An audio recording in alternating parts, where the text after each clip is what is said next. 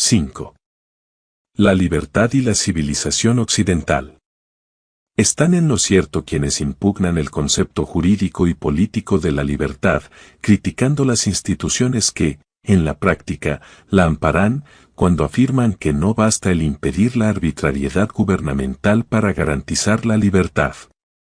Pero, al insistir en verdad tan evidente, están como intentando forzar una puerta abierta, pues ningún liberal afirmó jamás que, con impedir la arbitrariedad gubernamental, quedaba garantizada una libertad total. La economía de mercado concede al individuo la libertad máxima compatible con el orden social.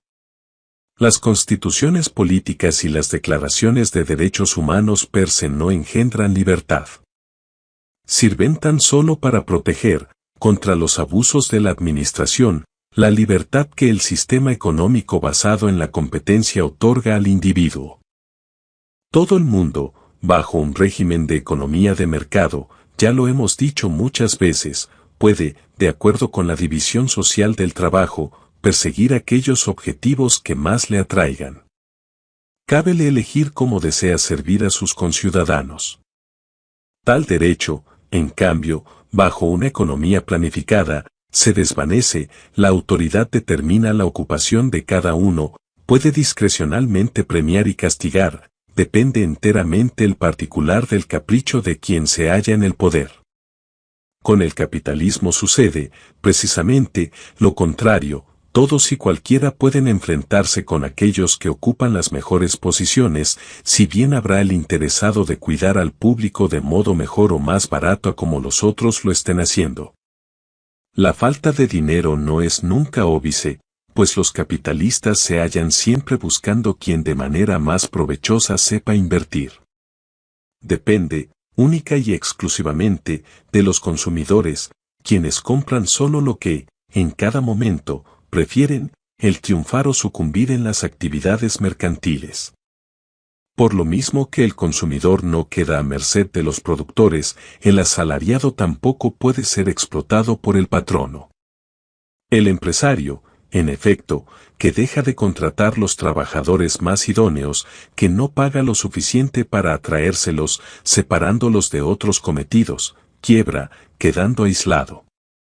El patrono, desde luego, cuando facilita trabajo al obrero, no lo hace por favorecerle, le contrata porque lo necesita para su empresa, al igual que precisa materias primas y equipo industrial.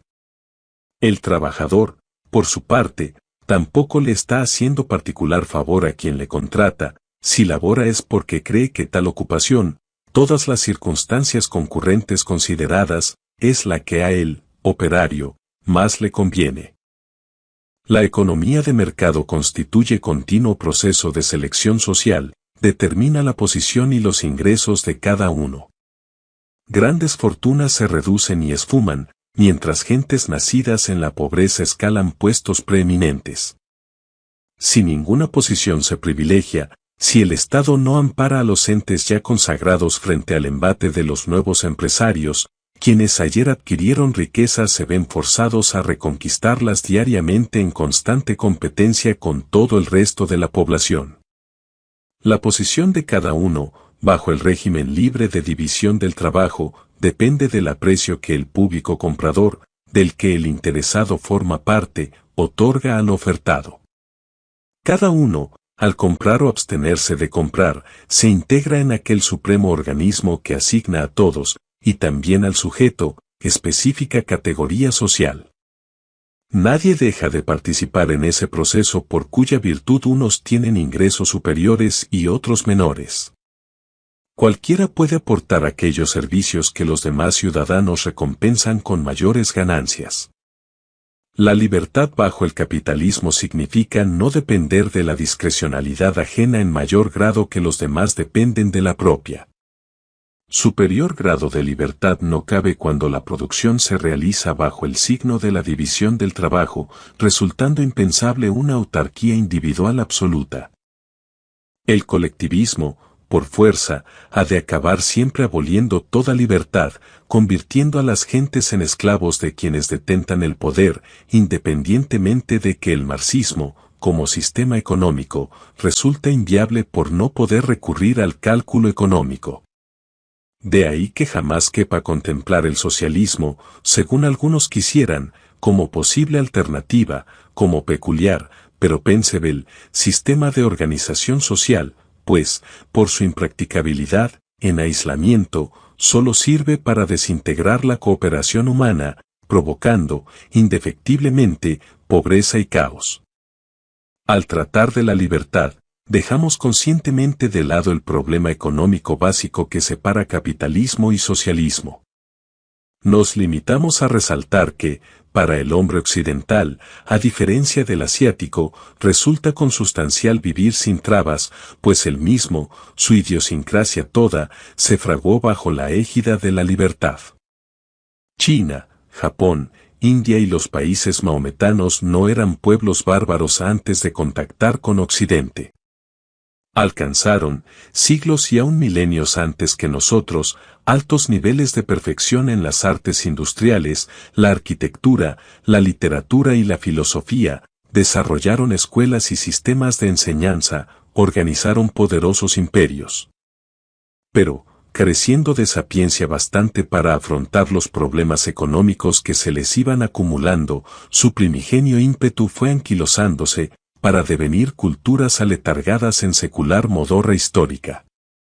Se desvaneció la genialidad intelectual y artística, pintores y escultores, escritores y oradores, servilmente reproducían las formas tradicionales, teólogos, filósofos y juristas se limitaban a la rutinaria exégesis de las obras del pasado, los gloriosos monumentos se desmoronaban en tristes ruinas, todo yacía descoyuntado.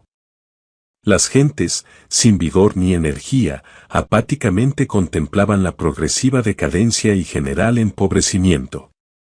Nada cabía hacer. Las antiguas obras filosóficas y poéticas de Oriente soportan el parangón con los mejores trabajos occidentales.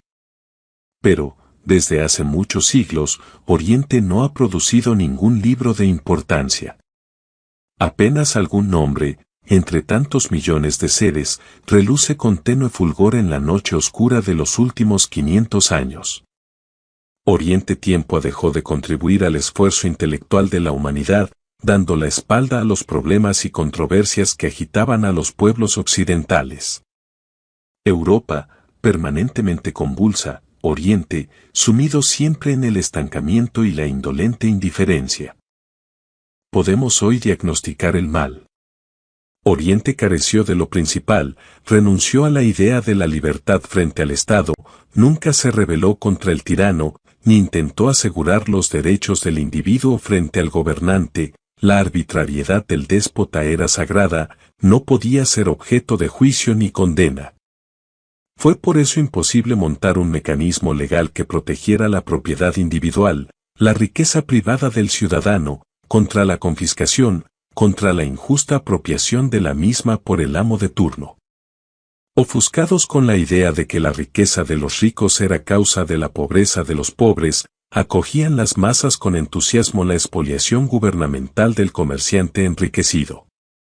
Se hace imposible toda seria acumulación de capital, las mendicantes turbas, asusando a sus propios gerifaltes, sin darse cuenta, estaban condenándose a la pobreza, la enfermedad y la muerte, haciendo a sí mismas prohibitivas las ventajas derivadas de la rentable inversión de capitales.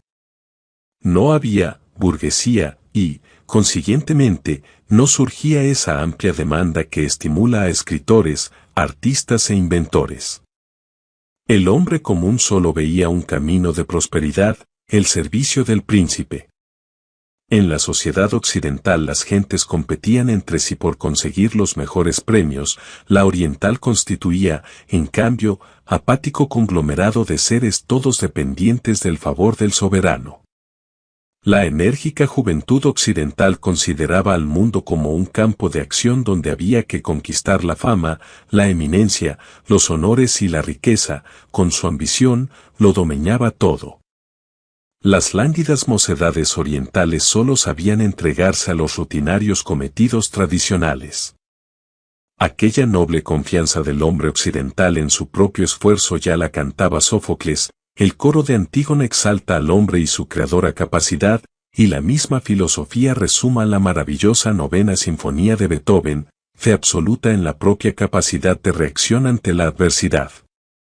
Nada de esto escucharon jamás los orientales. ¿Es posible que los herederos de quienes crearon la civilización del hombre blanco renuncien a su libertad conseguida de forma tan cara, convirtiéndose por propia voluntad en vasallos de la omnipotencia gubernamental? ¿Van a limitar sus aspiraciones a vegetar bajo un sistema que les convierte en insignificantes piezas de gigantesca maquinaria que solo el todopoderoso planificador puede manejar? ¿Será posible que la mentalidad que caracteriza a las civilizaciones fosilizadas barra y aparte aquellas altas ambiciones por cuyo triunfo millones de seres ofrendaron su vida? Ruere in servitium, se sumieron en el servilismo, observaba Tácito, con tristeza, refiriéndose a los romanos de la época de Tiberio.